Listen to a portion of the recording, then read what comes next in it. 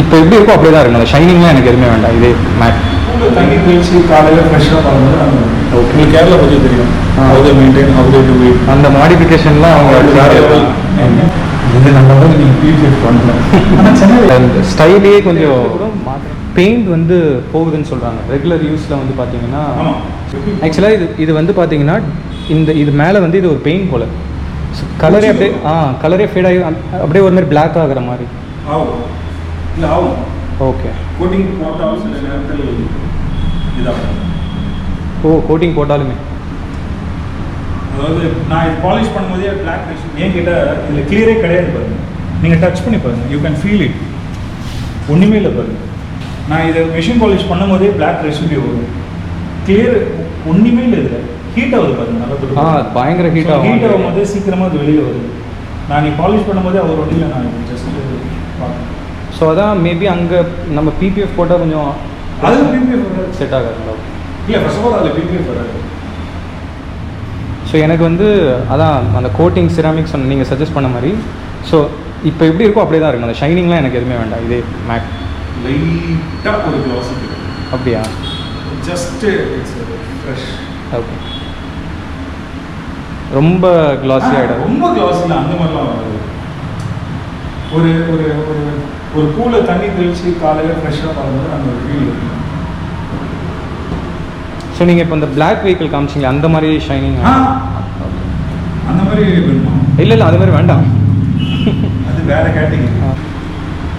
Sentiment இதுவுமா? ஆமாம்.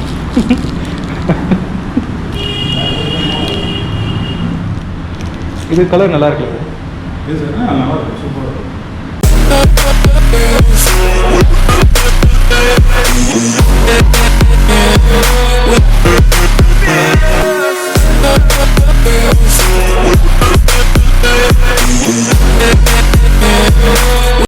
நான் actually marine engineer ma'am. அப்படிங்களா? ஷிப்பில் ஒர்க் பண்ணேன். அதெல்லாம் ஃபிட் பண்ணிட்டு வரும்போது அந்த இயற்கையாக அந்த இரும்பு மேலே ஒரு பாசம்.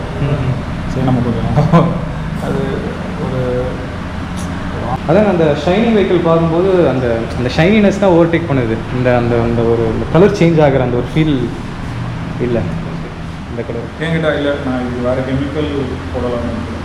ஓகே. செராமிக் சீரீஸ்லேயே ஒன்று பார்த்துருக்கேன், அதை அப்ளை பண்ண நல்லா பக்காவா. அதனால தான் இப்போ மைண்டு அதான் யோசிச்சேன், சரி இவருக்கு அதை அப்ளை பண்ணலாம் 2 layers. ஓகே. பட் அதனால தான் நான் சொல்லுவேன், இதுக்கு வந்து இப்போ நான் 7 சார்ஜ் பண்ணுவேன். நேற்று தான் ஆக்சுவலி கால் பண்ணேன் கேரளா. உங்களுக்கு கேரளா பற்றி தெரியும். How they maintain, how they to it, அந்த மாடிஃபிகேஷன்லாம் அவங்க நேற்று தான் பேசுங்க. நாங்கள் ட்ரைனிங் போகும்போது ஒன்றா வந்திருந்தாங்க. அப்போ கேட்டிருந்தேன், right no I'm doing these kind of coatings, நீ என்ன யூஸ் பண்ணுறாங்க? மச்சான் நான் இது யூஸ் பண்ணுறேன், ட்ரை பண்ணி பாரு, சூப்பராக இருக்கும்.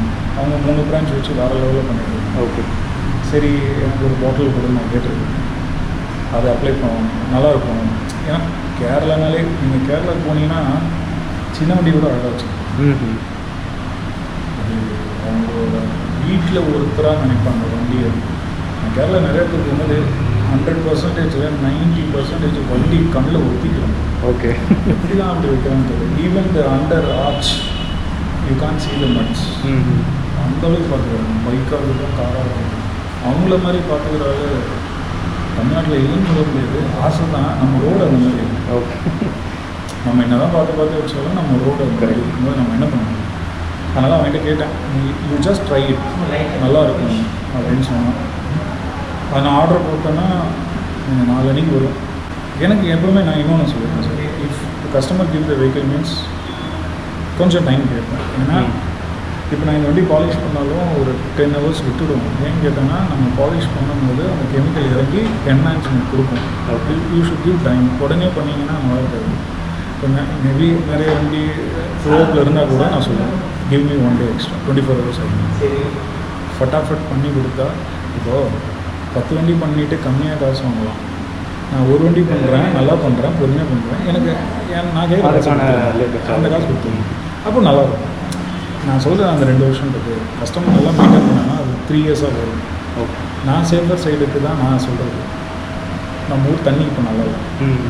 உங்கள் ஏரியா தண்ணி ஒரு மாதிரியாக இருக்கும், என் மேலே இருக்கிற தண்ணி ஒரு மாதிரியாக இருக்கும்.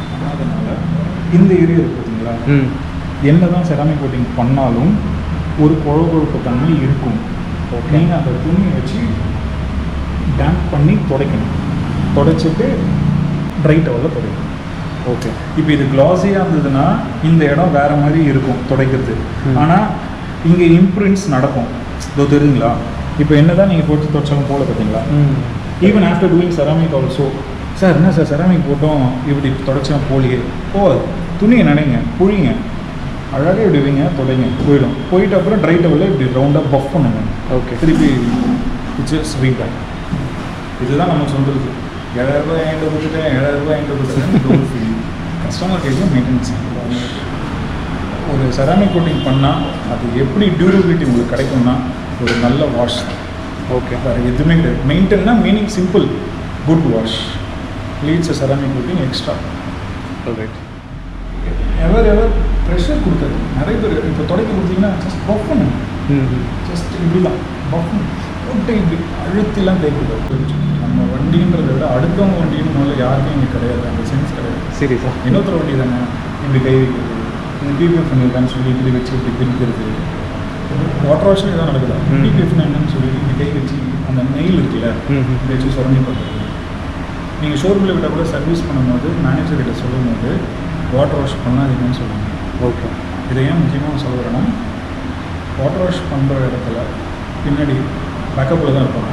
இந்த வாட்டர் வாஷ் பாய் அவனுக்கு தெரியாது நீங்கள் யாருன்னு.